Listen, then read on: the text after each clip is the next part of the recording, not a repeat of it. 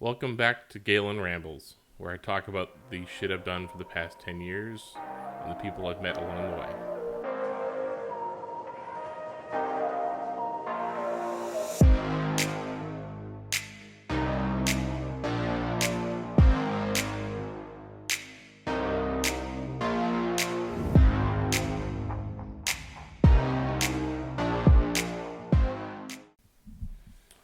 Welcome back. On today's episode, I'm going to talk a little bit about, what I'm going to call the heyday year of Evergreen Drift and their Proam series. It was 2011, and I guess this was like the beginning of properly built Proam cars.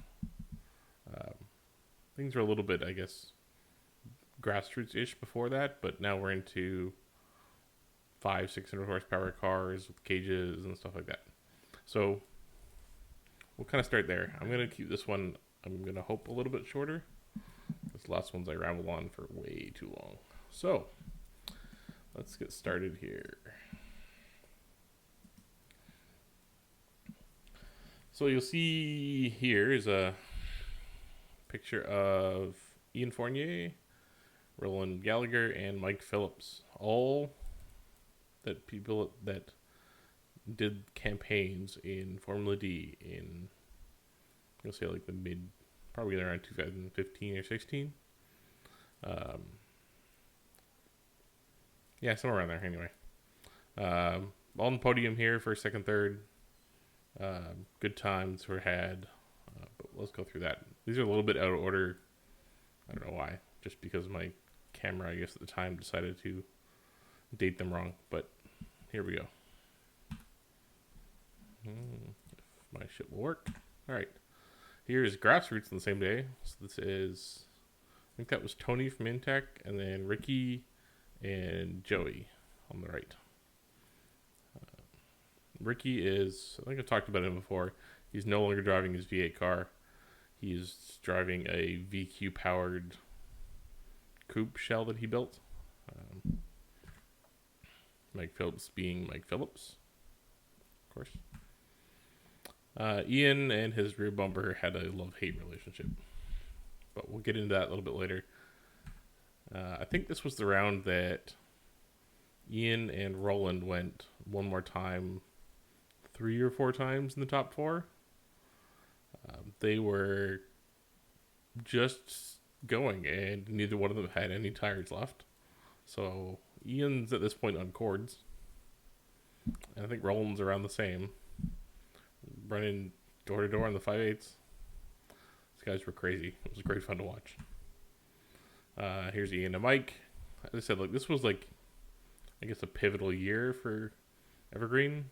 Around 2011, we started running, as you can see, like decent tandem runs on the 5/8 at speed with some grip and some power. But yeah, this was the beginning. Here's Mike and Chris Jenneret. It's more of them. Oh, so this is J.R. Miller, I think. I think this is J.R. Miller.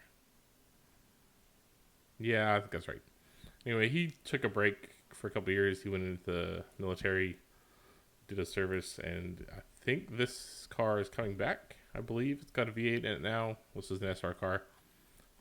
JR, I don't know how, but somewhere in this season he managed to lose his rear window. Mid-drift in the 5/8 bank. Window. Oh. This was an Intech car, and I don't remember who drove it. It might have been Tony? I don't know.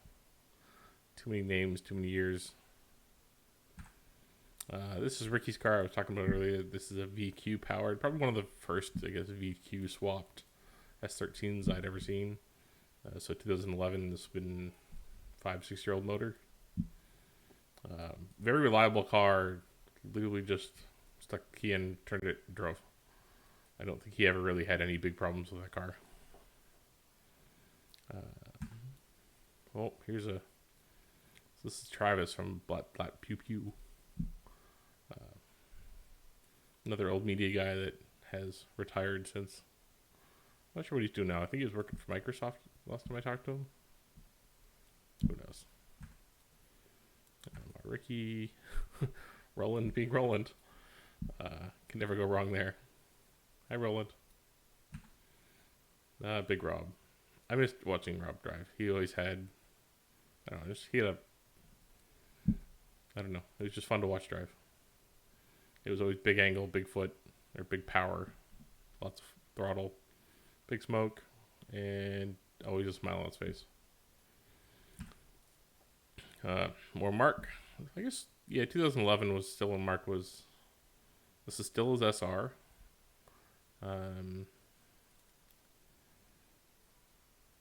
Yeah, definitely his SR because I can see the intercooler. So, not much changed here. This is probably around the year that it blew up. But I guess we'll find out when he stops coming. Oh, Peter. This was, I believe, a KA at the time. I don't know what happened to Peter. It's been many moons, but when he started a family and had a kid, and drift cars kind of went the wayward. But he was great fun to watch drive, and car really evolved over the years. And I think he crashed it or something, but I can't remember. No idea who this is, but I do remember the car. It's hard to forget that crease in the back here. But again, another driver that just came out, and very simple car, very easy, just seat time over and over and over and over again. Joey Portelli in his KAT. This was a really, I guess, basic, simple, really well set up car. Reliable as all hell. It made 265 horsepower on a turbo KA. And again, just another C-Time car. Just send it over and over and over again. David Gwag. David worked for drifted.com for a couple of years, I think. Amazing photographer. I love watching or seeing his most recent stuff. Is a lot of landscape photography. It's really nice stuff. I don't know what he's really doing now, but I think he got married, and I have no idea. Anyway, David. Oh, this is a name everybody should know by now. Is Matt Van Kirk. This was 2011. So car was SR, stock wheels, stock everything except motor, coilovers, and diff and seat. And again, just send it. I have no idea how many laps he got in this car, but it's probably in the thousands. Pretty simple car, and just over and over and over and over again. Don't remember who this guy was, but I do remember the car. This is Julia. This is Russell's wife from earlier, or my last video.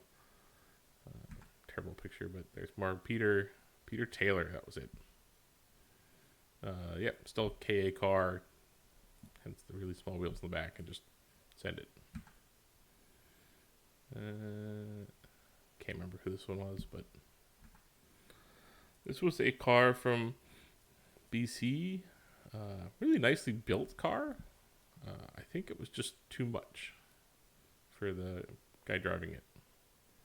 I can't remember who was driving it, but he either was struggling with mechanical issues or just the car was too gripped up or whatever it was. It seemed to struggle to drive it. I don't remember what this was for. I think Victor had his steering wheel stolen and people tipped in to buy him a new one. I really don't remember. Oh, Donnie Jones. That's a name. Yeah. Donnie kind of skipped grassroots and went straight to Proam. And never really, I guess, got the car dialed. Like, he put a lot of effort in his car and a lot of time. And the car just never seemed to be there. I don't know what it was. Seth and his crazy SR Corolla. Still tried it. This is never a sight you want to see, is when there's a fire extinguisher on the ground that's empty and somebody running with another one. I don't remember what happened here, but it could not have been good.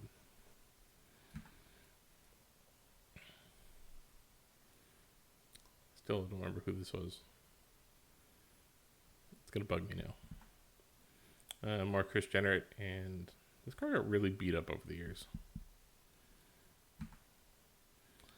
Ian, and this was Big Wheels. I think this was Big Wheels, and this was VK days. So this was a VK56 with a Vortex supercharger on it, I think, or maybe not yet. So this was just a VK56. It was backed by a 350Z transmission and made, I'm going to say like 300 or 400 horse, probably around 300 horsepower, whatever it was. But it was a good torquey setup. It was really fun. When they went into Formula D, they added the Vortex supercharger to it. It made an insane amount of torque. Like, it made about 500 and something horsepower, and then the torque basically on the dyno started at like 300, went up. Like, it never kind of dipped below 300. It was 300 to 350, somewhere there. It was a straight line. It's crazy. He still has the car. I mean, life has changed a lot for Ian. He's on kid number 4 now, I think. And we keep trying to convince him to get kids into racing. Ian. Chris Jenner taking out some cones. So there was a time here where we had a cone line on the 5/8 on the lower side of the bank that they wanted you outside of. And for some reason, everybody kept taking them out, trying to add angle at the end of the bank to get down.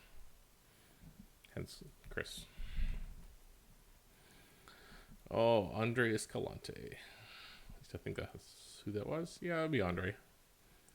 Andre is still the only guy I've ever known that has driven the 5/8 without a windshield. I don't know why, I don't know how, but he did. This was a pretty, like, I'm going to say unusual setup. It was a small block 350 with a carb setup. It was like a oval track carburetor, so it didn't have, like, it had some work done to it, so it didn't fuel slosh. Never the most reliable car, but he shredded this thing. Nicky over the bank, because that's what everybody does. I think there's very few people that have not either gone in the grass, like just around the edge of the grass on the 3/8, or over it.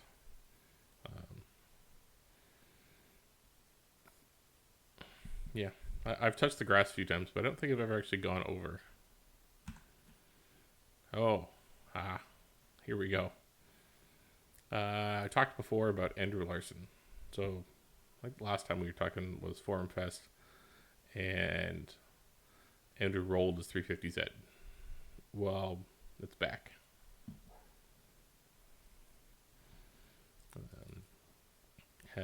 Yeah. So, I mean, the interior stayed pretty intact. It was the outside that was a little rough. But he's back. He's got a fire suit. Looks like Santa Claus. And it's 5/8 time. So this is, again, like, this is a stock motor 350 with a diff, coilovers, and a seat. Nothing special. Just lots of commitment and send it. This is Steve Thompson, our friendly neighborhood Australian. I miss Steve and his car. It was the good old days. This was a 1J Soarer that he built. I don't know when he would have built this car, but it's very much Steve. It's VSKF's white car. I don't know why he always went to white things and big wheels, and just seemed to be what he was doing. Uh,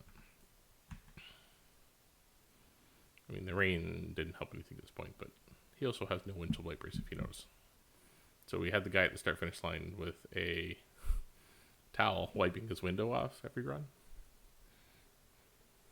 Classy.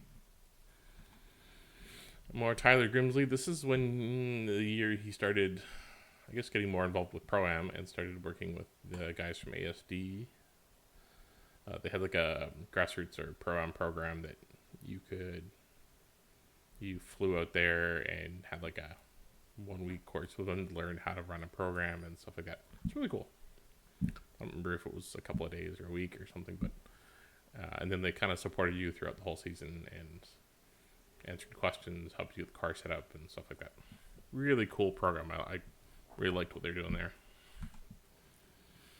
More Steve.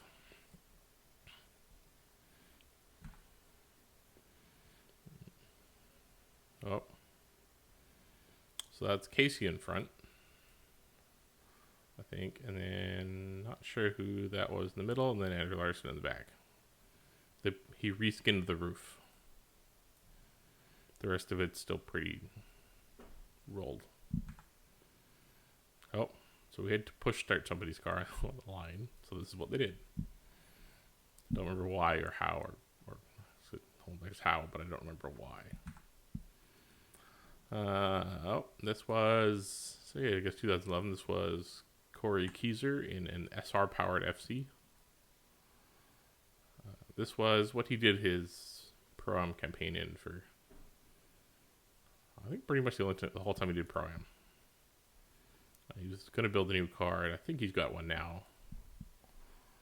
But this was his first attempt. It was a pretty nicely built SR in it. Made 300 or 400 horsepower, cage, and just fun. More Tyler Grimsley,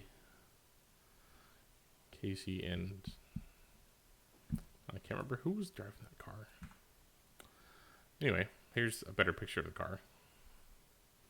Still don't remember who was driving it, but if you'll notice, the hatch is open.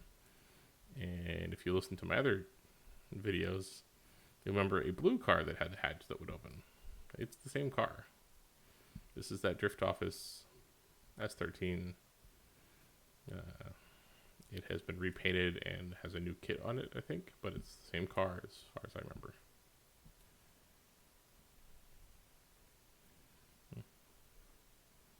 Yeah, I think it was the same car. Or Andrew Larson. This car evolved a lot at this point. He just kept trying new things and just having fun. More hatch open. Oh, here's Nick and his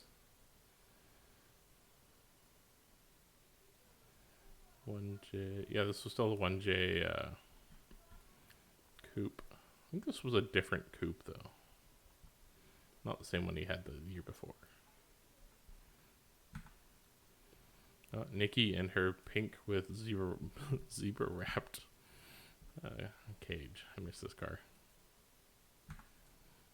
And I think this was Tino. I don't know. Pretty sure this was I took a picture of this car because it showed up to Evergreen for Open Drift, whatever we were at here, and it had like the whole diff rear section of an FC. It's kind of weird setup they have, but it had like the whole section basically ratchet strapped in to keep it in the car, and it made it through tech. And it scared the shit out of me. I mean, obviously it was fine, and nobody really, I guess, noticed or paid attention till the end of the day when he wasn't running and the car was up in the air broken anyway. But ratchet strapped diff in car. Crazy things. Anyway, that's yeah. Keep this one a little bit shorter. What are we at? 19 minutes. That's not too bad. That's Evergreen in 2011. So I think the next one I'll do is PGP, because this was a big year for PGP for me, I think. And then, or not PGP, I don't know what I'll do. Maybe Knox next. Anyway, hope you all enjoyed. If you have any questions, comments, concerns, feel free to ask. And otherwise, we'll talk to you guys later.